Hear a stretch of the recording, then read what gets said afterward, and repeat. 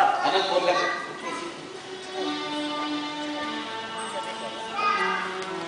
Hello, నమస్తే sir. Sir మాట్లాడతారు sir, లైన్లో. నమస్తే అన్న, నేను విష్ణువర్ధన్ రావు. నేను పంపించిన ప్రసాదం అందిందా అన్న? సంతోషం. నువ్వు చెప్పినట్టే ఎవరెవరికి ఎంత ప్రసాదం పంపించాలో అంత పంపించినా అన్న. నేను మాత్రం ఇక్కడ నేర్చుకునే కొట్టేసుకొని కూర్చున్నా. ఎందుక నువ్వు పైన ఉన్నావనే కదా నేను ఇక్కడ కొట్టి టేకప్ చేసింది. మీరు అక్కడ ఏసీ రూమ్లో చల్లగా తొంగుండే మమ్మల్ని ఇక్కడ అడిగి మనుషులు అడిగి మొత్తం పొందబెట్టేట్టున్నారు. పోలీసులు కదా మిలిటరీ పంపించా. పోలీసులే కాదు, ఇంటికి వచ్చిన ఎలుపు దగ్గర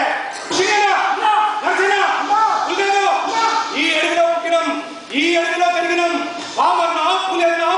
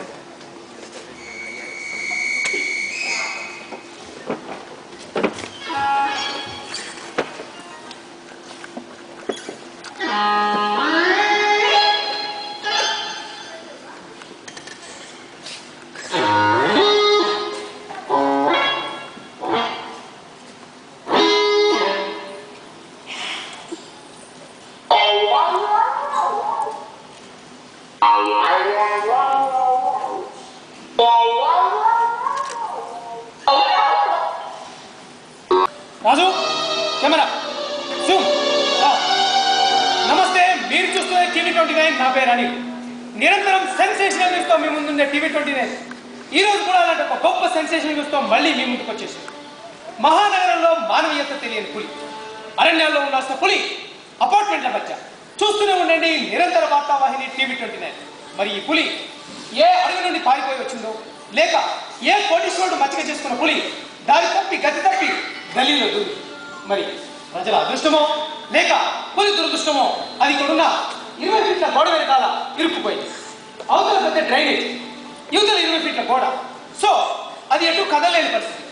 ఒకవేళ అది కనుక గోడ నుంచి దూకినట్లయితే ప్రజలందరినీ భయప్రాంతం చేసి వారిని గాయపరిచే అవకాశం ఎంతైనా ఉంది. మరి ఇలాంటి పరిస్థితుల్లో కూడా ఒక్క అధికారి ఇంతవరకు రాలేదు.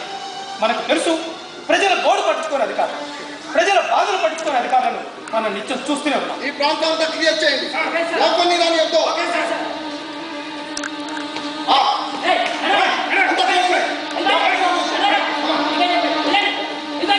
ఇప్పుడే కొంతమంది అటవీ శాఖ అధికారులు ఇక్కడికి వచ్చారు.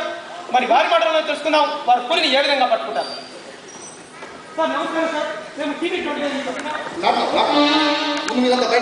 ముఖ్యంగా మీరు సారీ వీఆర్ మీడియా. అయితే వెళ్ళండి.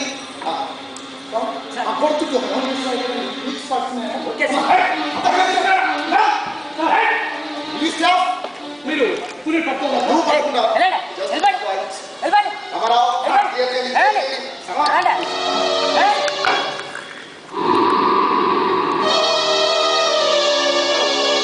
నగరంలోని ప్రముఖ వ్యాపారవేత్త, రాజకీయ నాయకులైనటువంటి శ్రీ విష్ణువర్ధన్ మధ్య ఉన్నారు.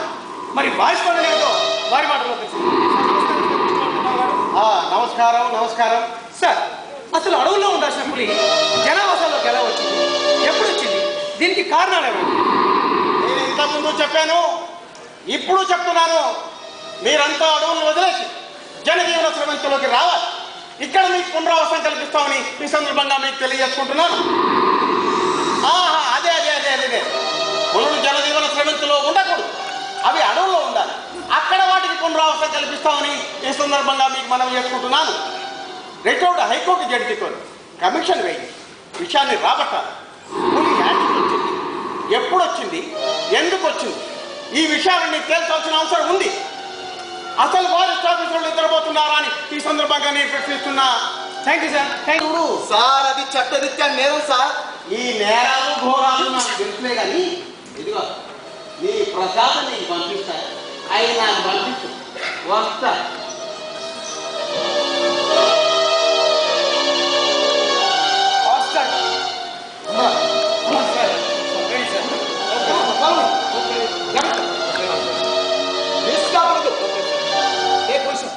One, two, three.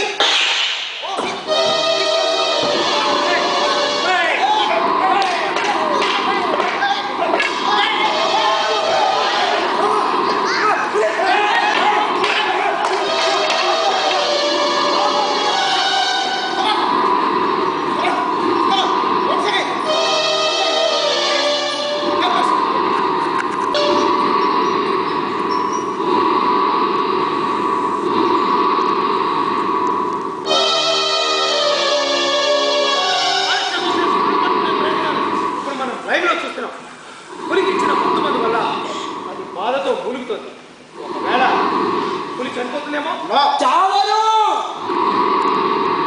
మీరు నన్ను చంపాలని ప్రయత్నించిన నేను చావను. జనవాసాలకు ఎలా వచ్చింది, ఎప్పుడు వచ్చింది? యాక్చువల్గా అడవా? అసలు అడవి ఎక్కడుంది? ఎక్కడున్నది ఇచ్చారా మీరు?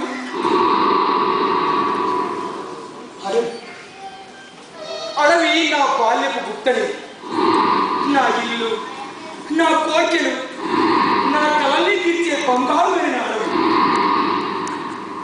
ఆ అడవి మధ్యలో నేను నిలబడి ఉంటే చెట్టునవుతాను, పక్షినవుతాను, మిట్టిపై చుక్కనవుతాను. అసలు కొన్నేళ్ల కబ్జాదారుడే అడవికి సొంతదారుడైతే మరి వందల వేల సంవత్సరాల కాపాడుతుంది నేను అడవికి పరాయి వాడినైపోయాను. ఇప్పుడు మీరు ఏం చెప్పారు? ఈ పులిని సురక్షిత ప్రాంతానికి తరలిస్తాం. సురక్షిత ప్రాంతం ఎక్కడా? అసలు నా శరీరం, నా ఆత్మ నడివీధిలో వేలం వేయబడింది. ఎప్పుడు నా అంగాంగాలను కోసుకొని పంచుకొని నన్ను నడి వీధిలో అమ్మకానికి పెట్టినప్పుడు నా ఆత్మ ఎంత ఘోషించిందో. నా ఆత్మనే భాషగా మార్చుకొని ఎంతో నిశ్శబ్ద సంభాషణ చేస్తాను.